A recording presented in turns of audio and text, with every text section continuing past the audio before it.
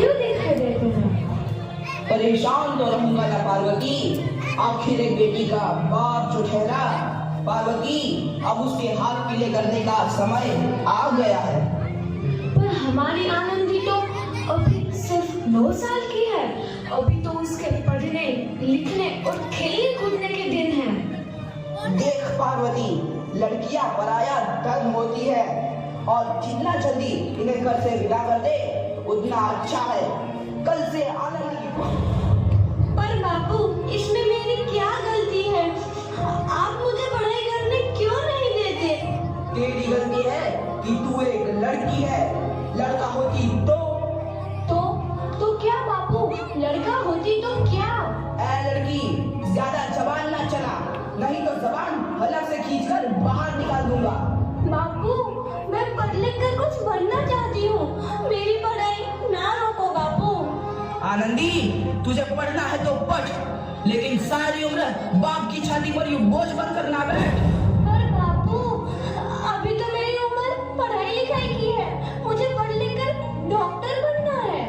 पढ़ाई पढ़ाई पढ़ाई, आज तो तेरी किताबों का काम तमाम करके ही छोड़ूंगा। ये ले।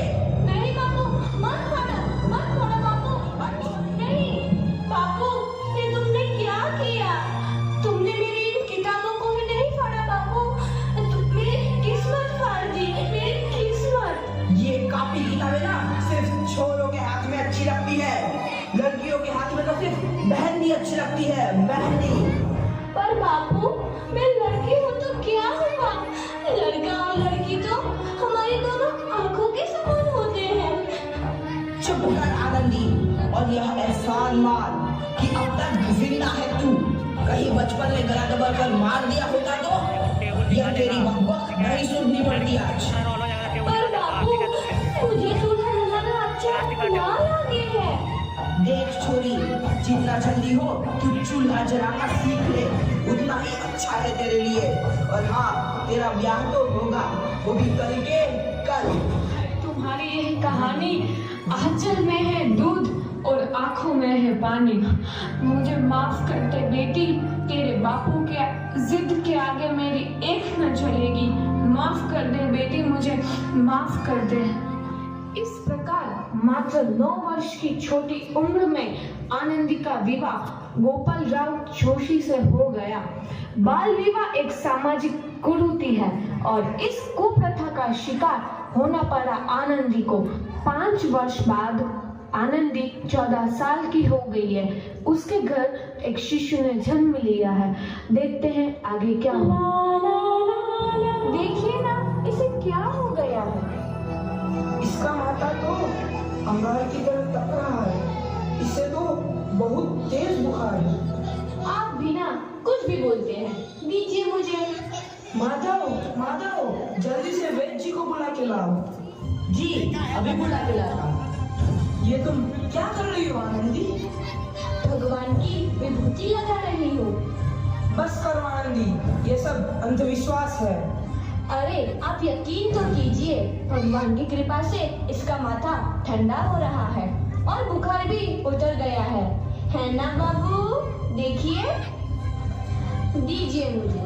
आंखें खोलो, तुम्हें तुम्हारी माँ बुला रही है। आंखें खोलो, देखिए ना इसे क्या हो गया है। आंखें भी नहीं खोल रहा। आंखें खोलो बेटा। आप चुप क्यों है? आंखें खोलो बेटा, आंखें खोलो। आनंदी, हमारा बेटा कभी आंखें नहीं खोलेगा। नहीं, ऐसा नहीं हो सकता। मेरे बेटे को मुझसे कोई नहीं छीन सकता, कोई नहीं छीन सकता।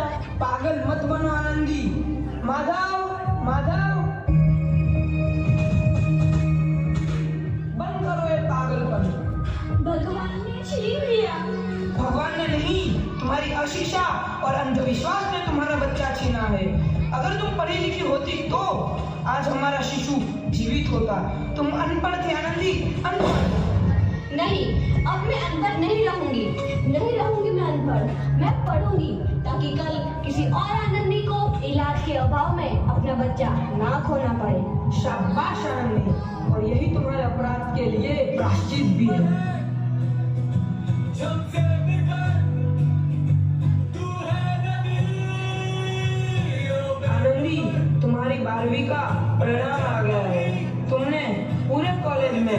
प्रथम स्थान अर्जित किया है।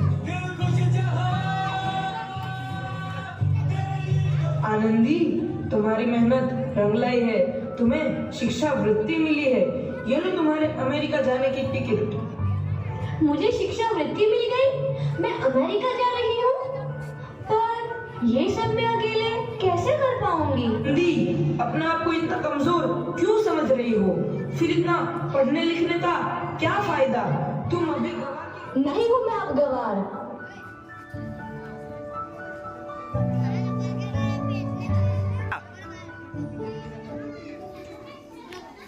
तो इस प्रकार 1883 को आनंदी अमेरिका के पेंसिल्वेनिया के लिए रवाना हुई और 3 साल बाद उन्होंने डॉक्टर ऑफ मेडिसिन की उपाधि प्राप्त कर ली।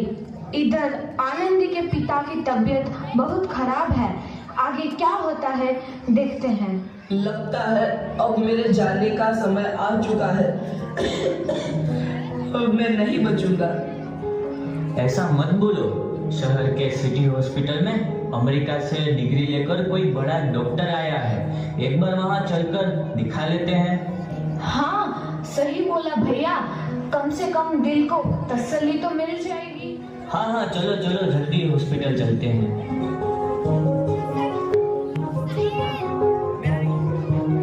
इस मरीज की हालत तो बहुत ही खराब है। कोई चमत्कार ही इसे बचा सकता है।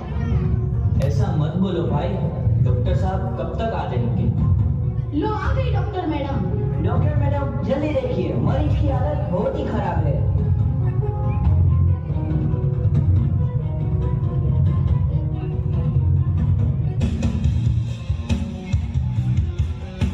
अब आप बिल्कुल ठीक हैं। मौत के मुंह से आपको बचाया है डॉक्टर मैडम ने। डॉक्टर साहब ने मुझे बचा लिया। मुझे मिलना है डॉक्टर साहब से। डॉक्टर साहब नहीं, डॉक्टर मैडम बोलो। डॉक्टर मैडम, उन्होंने ही तुम्हें जीवन दान दिया है। लो आ गई डॉक्टर मैडम, मिल लो उनसे। डॉक्टर मैडम, आपका बहुत बहुत धन्यवाद। आपने मेरी जान बचाई। इसके बदले में मैं गरीब भला आपको क्या दे सकता हूँ? वचन चाहिए मुझे कि कभी ये नहीं कहोगे कि लड़कियां कुछ नहीं कर सकती। वचन? ये कैसा वचन?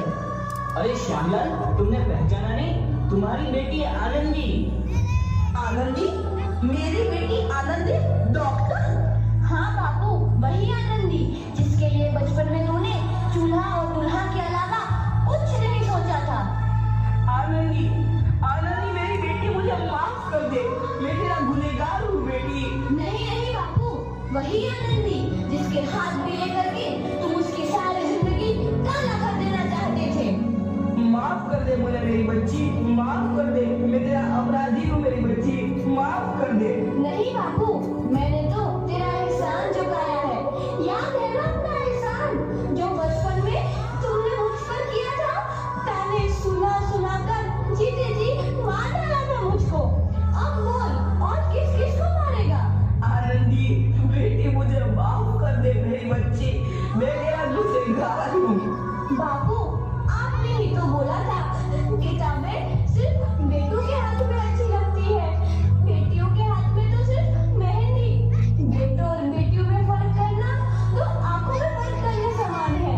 एक का पढ़ना और दूसरे का ना पढ़ना सामाजिक अंधकार है बापू, सामाजिक अंधकार।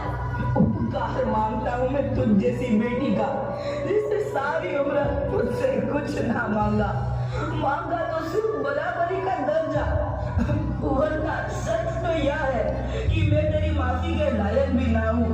मुझसे बाप तेरी बराबरी कर सके उसके मैं लायक भी ना हूँ मेरी बेटी, मैं लायक भी ना हूँ। अपने बापू को क्या माफ नहीं करोगी आनंदी? माफ कर दो आनंदी, माफ कर दो।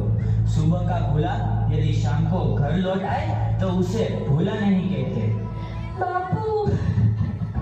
तो इस प्रकार आनंदीबाई जोशी ने अपनी मेहनत और अटूट इरादे से न केवल भारत की पहली महिला डॉक्टर बनी, बल्कि आगे चल के उन लड़कियों के लिए सुनहरा रास्ता दिखा गई जो जीवन में कुछ करना चाहती थी।